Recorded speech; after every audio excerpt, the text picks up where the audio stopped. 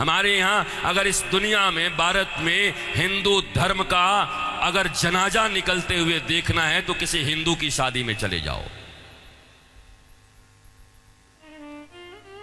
शास्त्र कहता है सूर्यास्त के बाद वेद के मंत्र पढ़े नहीं जा सकते। तुम राक्षसों की तरह अर्धरात्रि में विवाह कर रहे हो।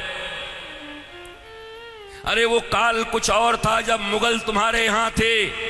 रात के अंधेरे में बहू बेटियों को उठाकर ले जाते थे, दिन के उजाले में ले जाते थे, तो रात में छुप छुप करके अंधेरे में विवाह कर दिया करते थे। अब कौन मुगल और कौन अंग्रेज तुम्हारे पीछे पड़ा है? क्यों नहीं तुम सूर्यास्त के पहले विवाह करते हो, अभिजित मुहूर्त में करते हो? वेद तो वही कहता है। तो तुम्हें तो ये भी ज्ञान नहीं है। हिंदू धर्म का डंका लेके घूमते चल रहे हो, डंका पीट रहे हो हिंदू धर्म का। तुम्हारे विवाह में देवताओं का कितना अपमान होता है। अरे विवाह में दो प्रकार के कार्ड बनाओ। विवाह एक संस्कार है, विवाह एक यज्ञ है। अरे भैया, खाने पीने खिलाने वाले के लिए एक दिन रिसेप्शन जो करते हो कर दिया करना, पर विवाह में बड़े लिमिटेड लोगों को बुलाया करो। अपने परिवार, वो भी जो सनातन संस्कृति को मानते हैं, पवित्र रहते हैं। विवाह संस्कार में देवता आते हैं तुम्हारे द्वारा किए गए यज्ञ के भाग को लेने के लिए। अरे नाक पोंछते हुए, कान खुजाते हुए, पता नहीं क्या क्या करते हुए अगर तुम किसी को भोजन दो तो तुम्हारा बच्चा भोजन नहीं करता। ऐसे ऐसे आंख करके बच्चे को दो।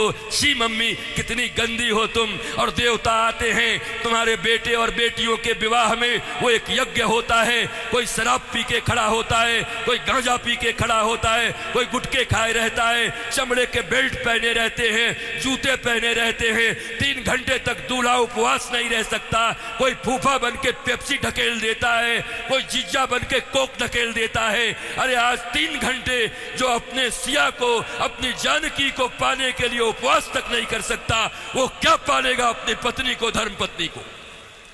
ये कोई विवाह है? ये कोई सनातन संस्कृति है? और इसी को तुम विवाह कहते हो। विवाह यज्ञ है, यज्ञ है। इसलिए हमारे यहां तलाक और डिवोर्स का कोई सिस्टम नहीं है। उनके यहां विवाह एक एग्रीमेंट है।